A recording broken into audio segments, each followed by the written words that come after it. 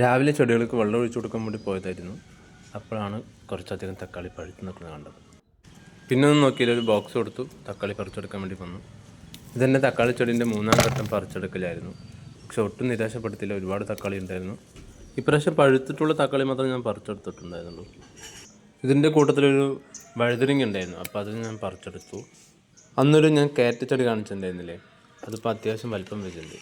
അതിലൊരു വിളിച്ച് വന്നിട്ടുണ്ട്. ഇനിയിപ്പോൾ പറിക്കുന്ന സമയത്ത് അത് കേടുവന്ന് പോകുമെന്ന് അറിയില്ല. എന്തായാലും ഞാൻ മണ്ണൊക്കെ കൂട്ടിക്കൊടുത്തിട്ടുണ്ട്. നോക്കാം എന്താകുമോ എന്തോ. തക്കാളിനെ നിരാശപ്പെടുത്താത്ത പോലെ ക്യാരറ്റും സന്തോഷിപ്പിച്ചാൽ മതിയായിരുന്നു.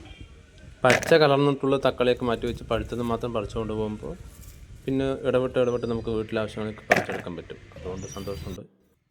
കുട്ടി തക്കാളിയാണെങ്കിലും ഒരുപാടൊന്നും കിട്ടുന്നുണ്ട്, അതുകൊണ്ട് നല്ല സന്തോഷമാണ്. പിന്നെ കുറച്ച് തക്കാളിൻ്റെ കാലഘട്ടമൊക്കെ കഴിഞ്ഞു, അത് വളർച്ച നിന്ന് പോയിട്ടുണ്ട്. അപ്പോൾ പുതിയത് ഞാൻ മുളപ്പിച്ചെടുത്തിട്ടുണ്ട്. അത് പച്ചക്കറി വേസ്റ്റ് ഇട്ട് മുളപ്പിച്ചെടുത്താണ്, നാടൻ തക്കാളി, കുറ്റി തക്കാളി ചെടിയല്ല. ഞാൻ അടുത്ത പരിപാടി പറയുന്നത് ഉണങ്ങിപ്പോയ തക്കാളി ചെടിയൊക്കെ പറിച്ച് മാറ്റി കളഞ്ഞിട്ട് പുതിയതിനുള്ള മണ്ണ് റെഡിയാക്കുക എന്നുള്ളതാണ്.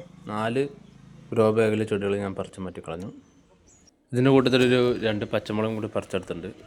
ഇതോടെ എൻ്റെ തക്കാളി ചെടിയിൽ നിന്ന് ഹാർവസ്റ്റിംഗ് കഴിഞ്ഞു. 3 ആഴ്ച മുൻപ് നട്ടിരുന്ന കുറച്ച് കൈപ്പയ്ക്കിൻ്റെ വിത്തുണ്ടായിരുന്നു, അത് മുളച്ച് വന്നിട്ടുണ്ട്. അപ്പോൾ അതിനുള്ളിൽ പന്തൽ റെഡിയാക്കണം.